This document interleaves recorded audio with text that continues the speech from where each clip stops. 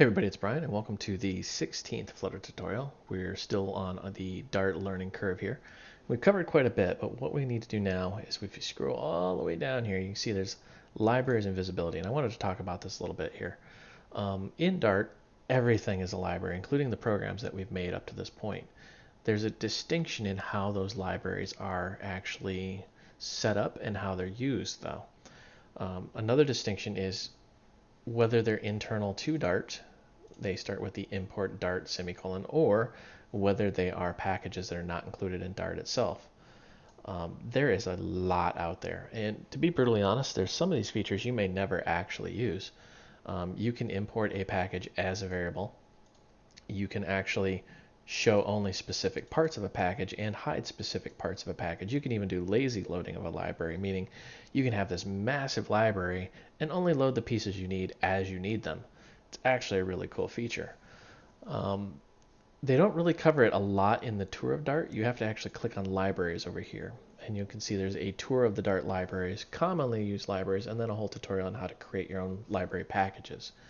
We're going to cover a little bit of this, but I wanted you to be aware of this for future tutorials here, that when you click on that, let me back up in case that wasn't apparent what I did. You click on Tour of Dart Libraries, and you can see they have got just a ton of information of all of the built-in functionality with Dart, and their slogan is batteries included, which I think they kind of took that and plagiarized that from Python. I'm not sure which one came first. I'm pretty sure it was Python. But anyways, it is actually batteries included. There's a lot of bang for your buck in here. Um, One of my favorites is they have, browser-based apps. They have I/O, they have conversion, and they have mirroring, which is reflection. So it's really nice to have this right into the library itself, so you don't have to go and get something external. However, back here, you should be aware that you can actually make your own, and you can publish it out on this thing called pub.dartlang.org. Now, if you're wondering what it's pub is a tool for managing Dart packages. And if you go out to pub.dartlang.org, you can see there is a lot out here. So let's say we want to, and I'm just going to pick something at random, image. You can see there's image pictures, Flutter image, zoomable image, image carousels, image transformers. Okay, let's try something a little more specific like resize. All right, so here's a good one. Provides server and web apps with the ability to load, manipulate, save images in various image file formats. And you can see it works in Flutter, it works on server, and it works on web. So we can actually just click on this, and it gives you a brief rundown. And not all of these are created equally, mind you, but some of them have a lot of documentation, some of them don't. You can see the author. This was not an official Dart package. And you can see that it has no reliance on Dart I/O, so it can be used on both server and web applications. You can read/write all of these formats, read only those, and it has all of these functions built in. And it has changelog and how to install and how to use, which we'll cover in a future tutorial. But for this tutorial specifically, I wanted you to know that that functionality exists.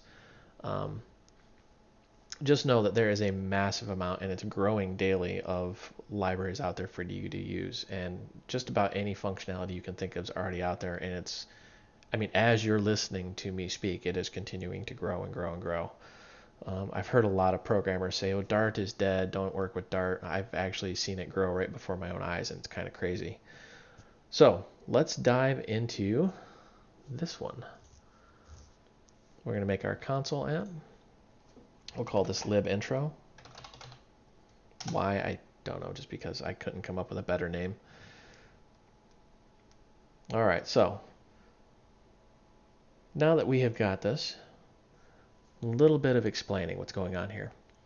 You can see how we have this folder lib and we have this folder pub. When we use something out on the public, i.e. in pub Dart, it actually goes in here. And you'll see that in future tutorials. What we're going to be working with is right here and in the built-in libraries. So let's actually expand this. And this is just boilerplate. This comes with every single application that we've made to date.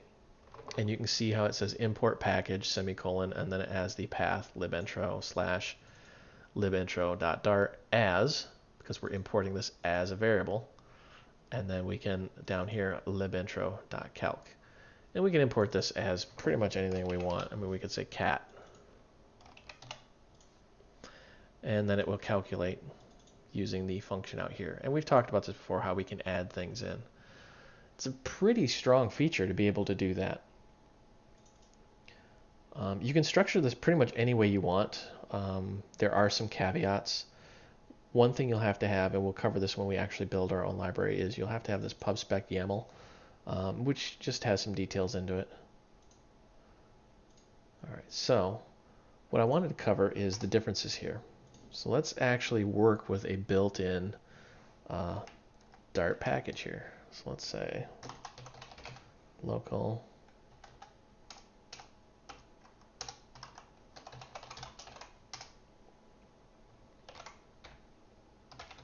notice how I'm starting with Dart semicolon, and you can see all of these that it come built in.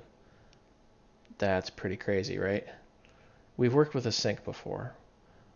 So what we're going to work with is called convert. Convert really has some pretty nice features to it, but what we're going to work with a little bit is called JSON.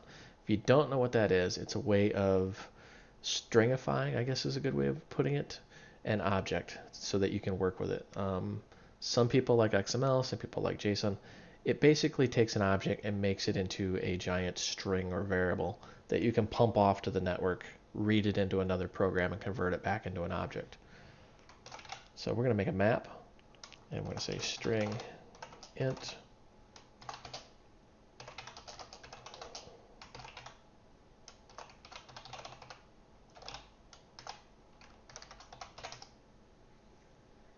and then we're going to say map dot put if absent.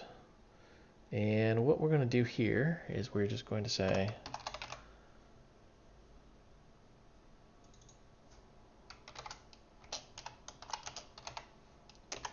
put my age in here.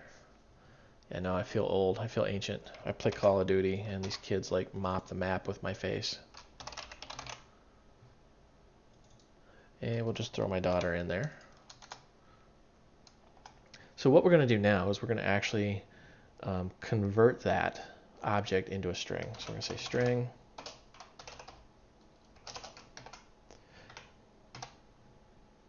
encode, and we're going to encode the map itself. Then we're just going to print this out.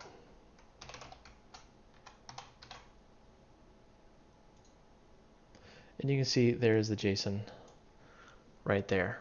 That's the string representation of that object.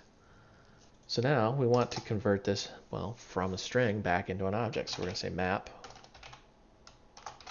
string int.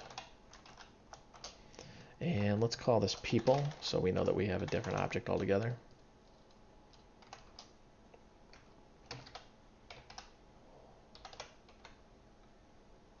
And we're going to take that string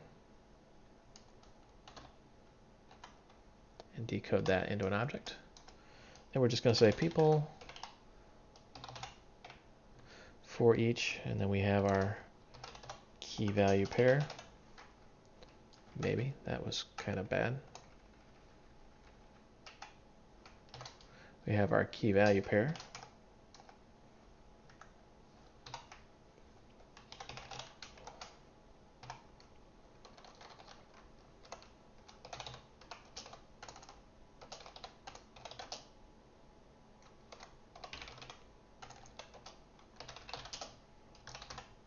And we're just going to print that out.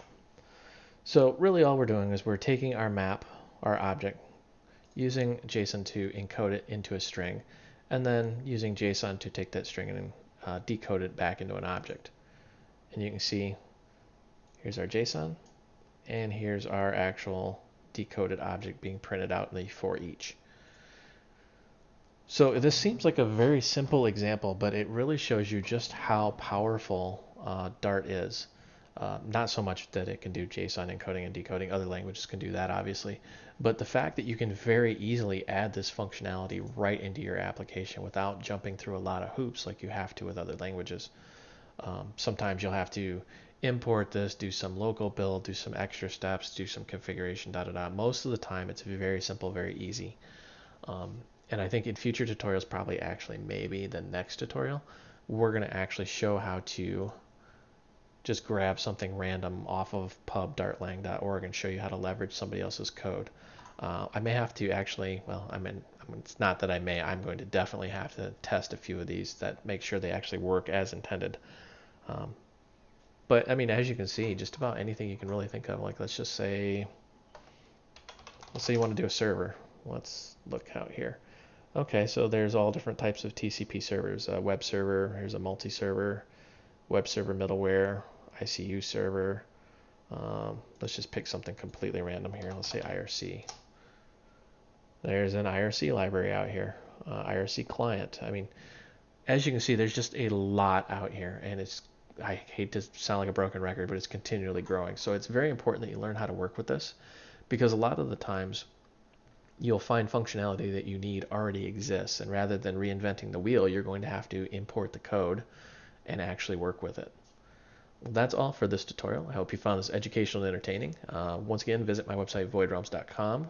Click on tutorials and then GitHub for the source code for this and all other tutorials. And this is 100% funded by your donations. So if you found this remotely helpful and you're not a starving college student, go ahead and donate a few dollars if you will. Every dollar that you send funds this website, and at the end of the year, if it's I have what's called an overage, meaning I have more money than what I need to fund the website, it goes into a charity. And last but not least, be sure to go to the contact page and visit the Void Realms Facebook group. There's 1,700 other programmers out there that can help you.